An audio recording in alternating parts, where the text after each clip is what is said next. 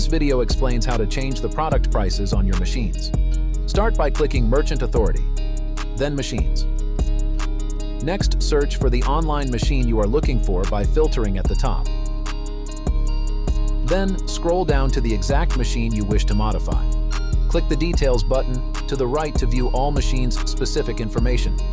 Next, scroll down to view your current products for sale. To change a product's price, click the blue Update Price button to the right. Enter in the product's new price.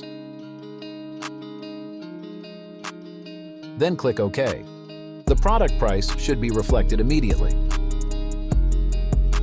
Another method to change the product's price is by clicking Product, then Products underneath the navigation bar, and directly changing the product price from this page. This method is best when updating several machines with the same product price simultaneously.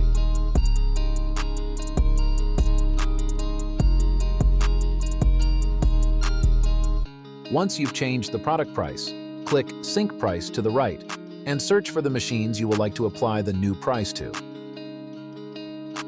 Once all machines are selected, click OK at the bottom. The new price change should be reflected almost immediately.